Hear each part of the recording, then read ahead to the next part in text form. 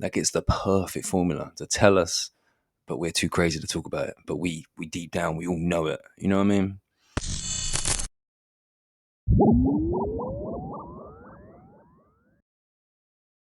I've lost all my money. I've lost my wife. I've lost everything. I'm down. I can't sink any lower. Okay, that's a good place to start. You can't get any lower from that. Everything from now on is going to get better. If you have that attitude, you're going to learn a lot. You're going to go far, you know? But a lot of people haven't bottomed out yet. Once they bottom out, then some big dramatic changes can happen, or they continue to live on the floor and ask everybody else to get down on the floor with them. They want to blame somebody else for what's happened in their life. They have not learned to accept responsibility for themselves yet. That's the big thing. You have to own it yourself. Accept responsibility. Forgive others, for they know not what they do. You know? And then once you learn to forgive others, no matter what mean or terrible things they've done to you, your life's going to get better. You can't make any progress until you forgive. That's going to hold a lot of people back.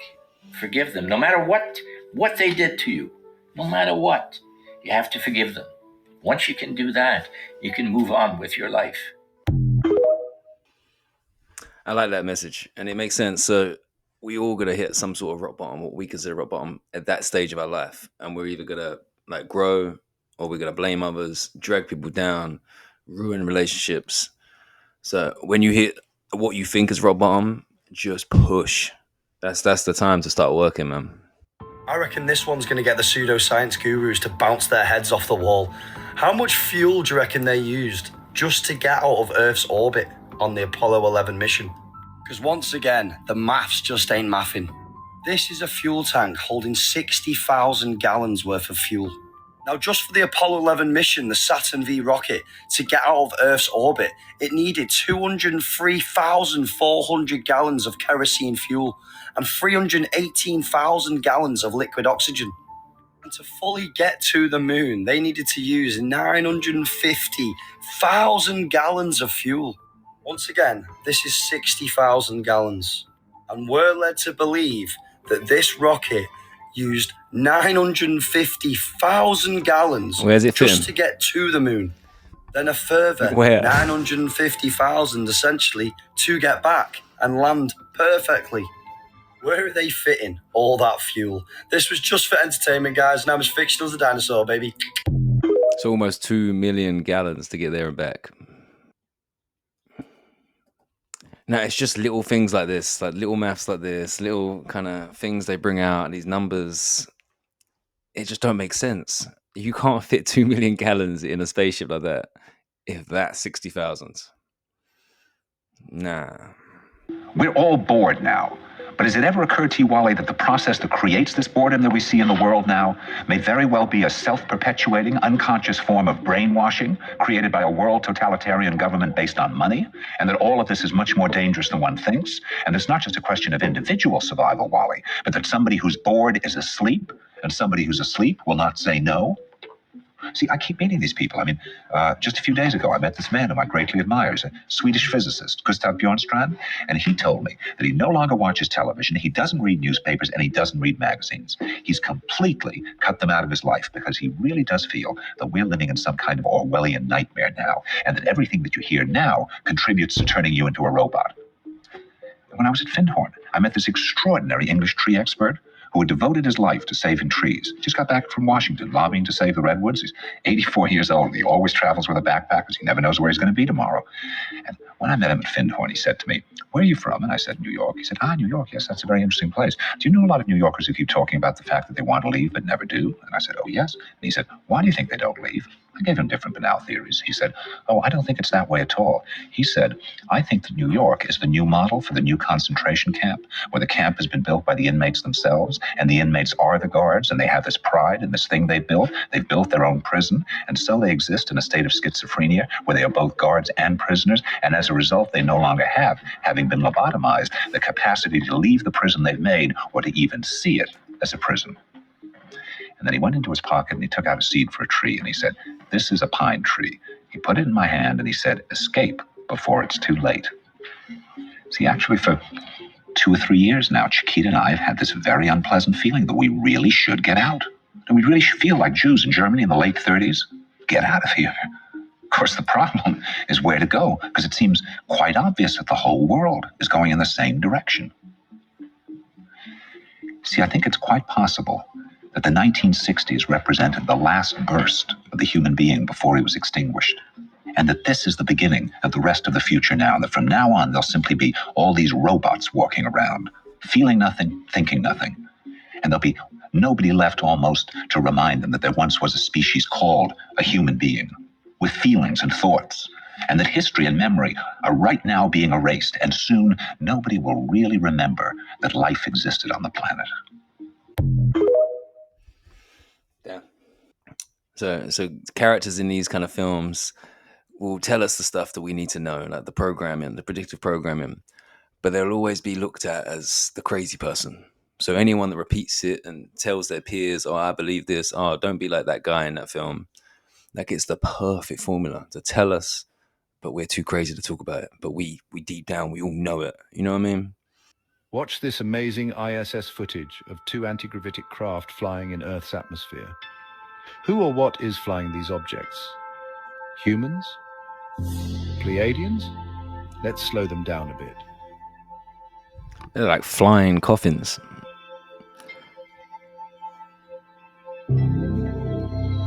If that's real, like, what is that?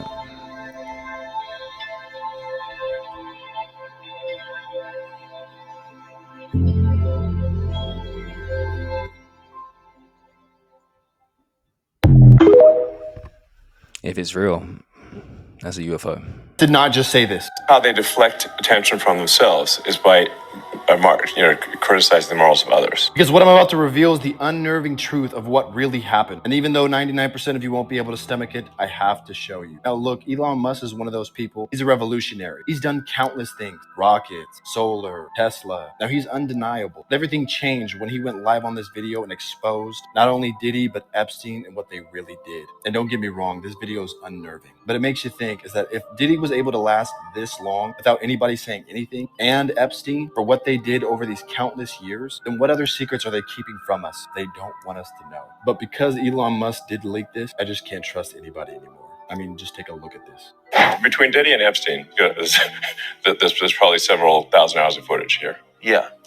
It's kind of weird that the people on those videos are lecturing the rest of us about our moral failings, isn't it? Yeah, it's weird. What is that? Well, I mean, part of how they deflect attention from themselves is by criticizing the morals of others. Yes. It's sort of like a preemptive moral strike. Those who are saying Trump is a threat to democracy are themselves actually the threat to democracy. It's interesting because Trump and Elon got mixed kind of reviews, right? So a lot of people are thinking this is good for the world. Like they're targeting these kind of people, the Epsteins, the Diddy's, and they're kind of seeming like they're trying to help the general population and to kind of stop some crazy stuff that's going on. But maybe considering Elon has the power now to deceive everyone with aliens, with anything to do with space and Mars, maybe it's like a way of making us trust him before it gets to that point. So then we just trust everything that happens as far as aliens are concerned. I might be crazy, but that's something to think of because I'm a big fan of Donald Trump and Elon Musk. But if they are going to be deceiving us, maybe this is the play.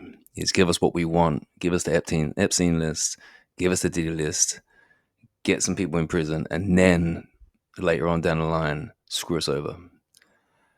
I don't know. Someone might agree with me on that. Someone might have felt like that before, but... Do y'all remember this video? Us 90, and we just out here. We're chilling. We're out here chilling.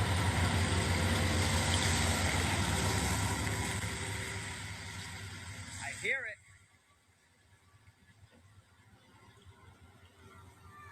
I hear him.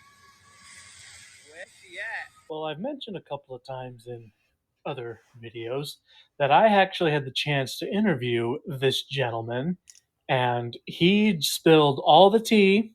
He told me everything that had happened that day, and subsequent days after that. But unfortunately, not a whole lot of people saw that interview.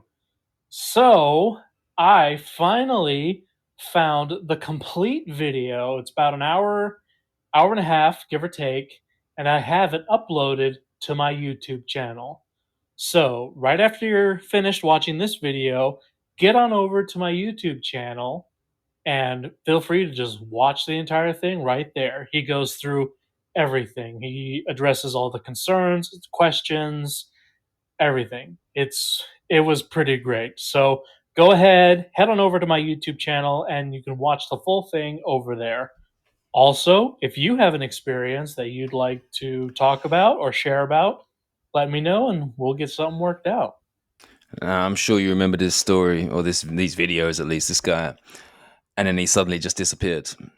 But yeah, a lot of these people on these ships report this stuff, and with all this stuff going on in the news, it's kind of circulating again. It's making me realize there must be something in that water. Mermaids probably are real. If you see somebody who's been happy their whole life, you're going to see little crow's feet form right here, even around the age of 19 or 20. Our emotional billboard is our forehead. There's this behavior we have called an eyebrow flash. Okay. Which about 80% of people will return an eyebrow flash behavior without even knowing that they did it. That's how socially responsive we are. That's it comes such an down English to this thing to eyebrow do. flash. It's this, when we raise our eyebrows while we're talking to somebody, maybe for emphasis, and we're kind of bringing our eyebrows up like this. So you'll see somebody who's very social. They'll have those lines on the middle of their forehead. You won't see those forehead wrinkles in psychopaths. I still haven't seen deep forehead wrinkles in a psychopath. That little connection, that emotional connection that we make to other people and how we express ourselves, the eyebrows coming up. Talks about this psychopath, and he's in his apartment in a city one day, and he decides, I'm going to go get some tacos. As he's walking down to this taco place, he sees a car accident, and a mom is screaming and crying and holding her baby that has passed away, maybe a 2-year-old. And there's people onlooking and crying and screaming with her. The police are there trying to help her and stuff like that. And as he's staring at this incident unfolding inside of his head, here's what you're hearing. I think I want lettuce. I'm going to put lettuce on the tacos this time. Walks back by the scene again, looks at it again, comes back home and eats. And then that night before he's going to bed he's looking in his bathroom mirror going like this. Just trying to mimic all of those facial expressions of people grieving and being sad.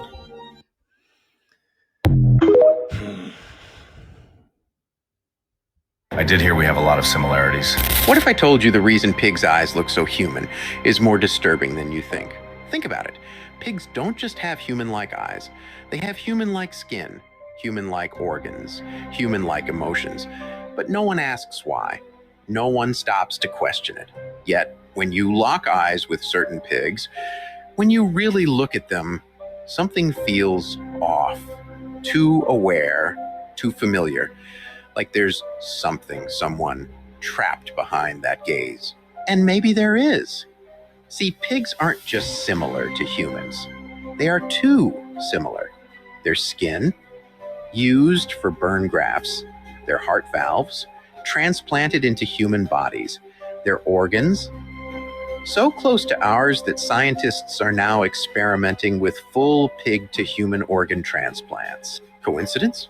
That's what they tell you.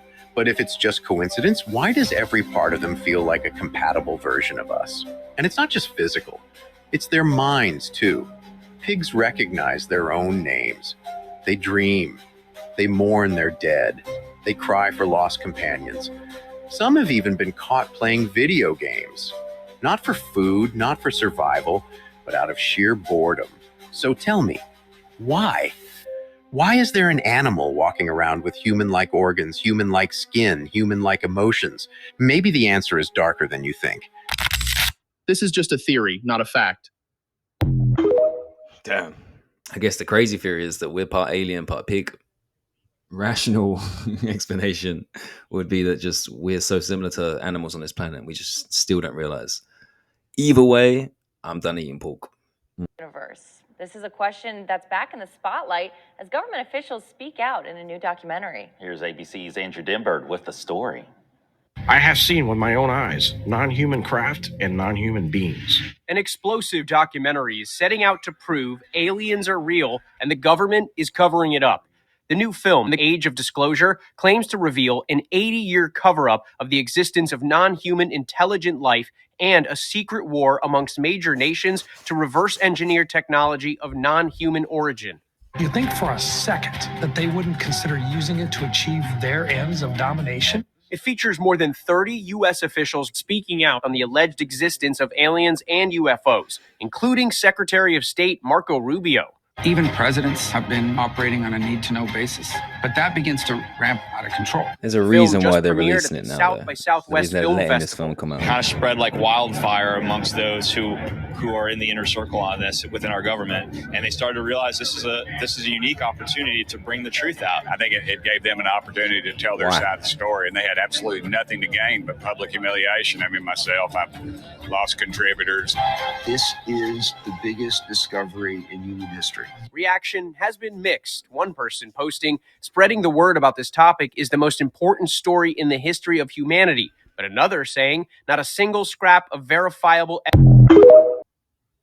Now, this could be legit documentary that they're just allowing to happen because it's about time, or it's planned, because there's tons of documentaries about child trafficking, human trafficking that don't get released or pushed back, or people get hurt and like threatened. But they just let all this alien stuff come out. And it's exposing the government's lies. Why would they want us to know that unless it's all part of the agenda? I'm dying on this hill, as you can see. But that's it for today. Thank you, guys. Back tomorrow. Peace.